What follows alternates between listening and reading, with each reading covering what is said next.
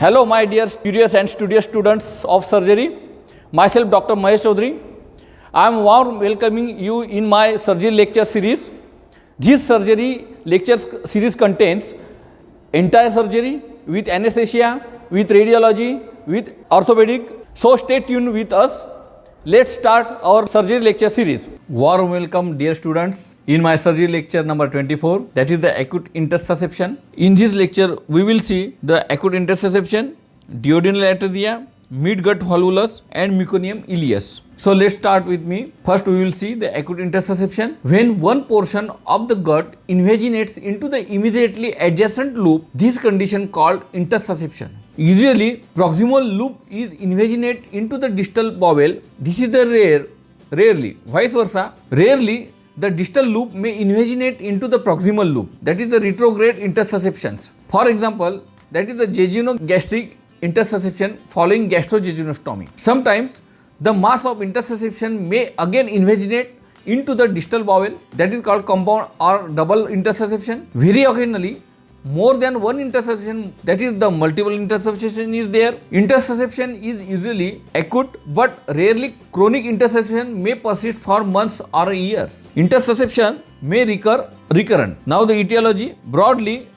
speaking, there are two varieties of intersusception where there is a definite cause of intersusception, secondary intersusception, and second is the where there is a no definite cause for intersusception, that is the primary or idiopathic intersusception. Dear students, you can see the good picture of ileocecal intersusception on your screen. You can see the large intestine, there is the appendix, intersusception of small intestine is in the large intestine, small intestine. This is the good picture to clear the concept of intersusception in your mind. Afferent and efferent loop of the intestine. This is the MRI image showing the IC intersusception. This is the colonoscopic picture of intersusception. You can see clearly. This is the MRI image showing the IC intersusception. Now in detail we will see the secondary intersusception due to the polyp, polypharous carcinoma, lymphoma, hematoma and submucous lipoma. Stump of appendix or inverted mecal diverticulum, etc. These are the secondary intersusception. And primary or idiopathic intersusceptions are majority of the intersusception belongs to this group. Usually occurs in children between 6 to 9 months of age. Types ileocolic and ileocecal intersusception. Commonest variety ileocolic, ileoileal, ileocolic and multiple intersusception are least common. Now the pathology of the primary intersusception and secondary intersusception are composed of three parts: inner tube, that is entering part, middle tube, that is the returning part, and outer tube, the sheath. Inner and middle tube are together intersusception and the outer tube is called as intersusceptum and the outer tube is called intersuscipiens. Dear student, you can also watch a good picture of IC intersusception on your screen. There is a gross feature of acute intersusception of the ileocecal region. Intersusception is a type of intestinal obstruction which often accompanies strangulation. Mass of the intersusception by the pull of mesentery becomes sausage shape. Mesentery becomes compressed, constricted and severe venous engorgement. Edema of wall discharges blood and mucus from its wall discharged perrectally. Such a mixture of blood and mucus is called red currant jelly. Clinical features are abdominal pain, that is the colical in nature, vomiting, passes a red currant jelly stool. On PR examination, per rectal examination, gloved fingers smears by a blood stained mucus. Now the investigations in this condition are the straight X-ray of the abdomen shows absence of cecal gas shadow and increases gas shadow in the small intestine. Next investigation is the barium enema radiography. When intersusception has reached to ascending colon, shows pincer shape or coiled spring deformity or pitchfork sign. Now the treatment, hydrostatic reduction by barium enema and has a therapeutic value. The pressure of the barium enema may cause spontaneous reduction of the intersusceptions. So hydrostatic reduction have a great importance. Now the contraindications to hydrostatic reduction are when symptoms are existing for more than 24 hours, evidence of intestinal obstruction that clearly seen on the straight X-ray finding, tenderness of the abdomen, peritonitis, there is a guarding or rigidity, intestinal perforation. Surgical treatment is the resection with ileocolostomy. Now the next point of this lecture is duodenal atresia. Duodenal atresia, the common area of blockage is just below the ampulla of Vater. Duodenal obstruction may be complete as in duodenal atresia or partial as in duodenal web or stenosis or annular pancreas or malrotation of the midgut. Now the clinical features are the omitting, that is the bilious omitting. Investigation straight X-ray of the abdomen shows double bubble deformity. Treatment is surgical duodenostoma by end-to-end anastomosis or duodenojejunectomy by end-to-side anastomosis. Dear students, in this image you can clearly see there is a duodenal atresia, narrowing of the lumen or absence of the opening. Here is a double bubble seen on the next image. Duodenal atresia is there, narrowing of the lumen, and on the MRI scan there is a double bubble.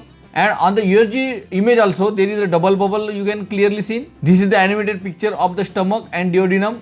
There is a double bubble and atresia of the duodenum is also clearly seen. On these MRI X-ray images there is a clear picture of the double bubble. Now the next point is the midgut volvulus. This condition is due to the defect in the rotation of the midgut which takes place during the intrauterine life, and the baby is born with volvulus of the midgut. Now the pathology. First stage rotation. During fetal life, around 6th week, the midgut is so enlarged, long that it cannot be accommodated inside the abdominal cavity. The midgut enters the umbilical cord with a rotation of 90 degrees. Proximal limbs lies to the right and the distal limb to the left side. And second stage of rotation is, at this stage, the gut undergoes a further process of rotation.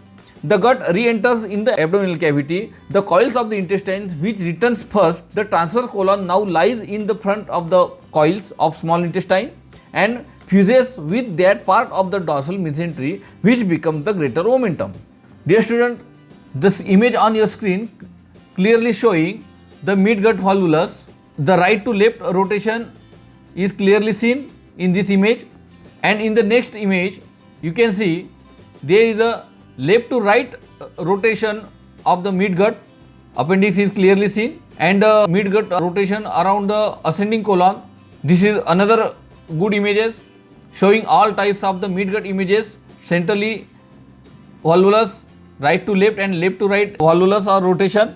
This is the CT picture image clearly seen the midgut volvulus. This diagram shows the diagrammatic representation of midgut volvulus neonatorum. The rotation along with the, now the third stage of rotation. If there is an incomplete second stage and third stage rotation, the entire midgut and its vessels are therefore suspended on a narrow pedicle which may twist. Thus, midgut volvulus results in high intestinal obstruction, may cause midgut ischemia. Now the clinical features: irritability and bilious vomiting, upper abdominal distension and tenderness. If blood supply is at stake, may be bloody stools, peritonitis, septic shock may set in. Investigations: straight X-ray will show gas throughout the intestine. Barium enema may show displaced cecum and gives a clue to the abnormality in the rotation. Now the treatment: early operation is the treatment of choice to prevent the strangulation of the gut. Now the next point is meconium ileus. This is the condition of intestinal obstruction caused by the impaction of meconium in the distal ileum. This condition is usually associated with cystic fibrosis and lack of pancreas enzymes, which leads to viscosity of the meconium. The colon is usually small, beaded and relatively empty, containing only dry mucus. Clinical features: infant born with distended abdomen due to intestinal obstruction, bilious vomiting, rectum is small and empty.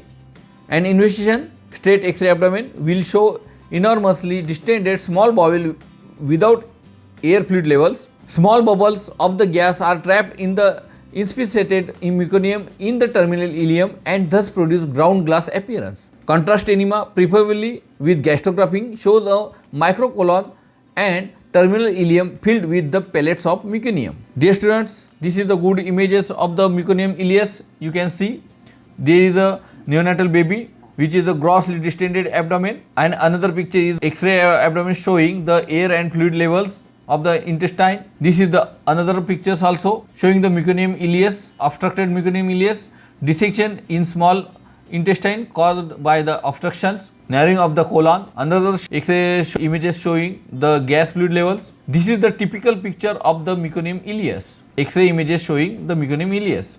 Now the treatment of the meconium ileus is the gastrographin contrast enema is the first line of treatment in meconium ileus. Enema may be repeated at 12 hours intervals over several days until all the meconium is evacuated rectally. If this technique fails, resection of the distension terminal ileum is performed and the distal bowel is flashed with N-acetylcysteine.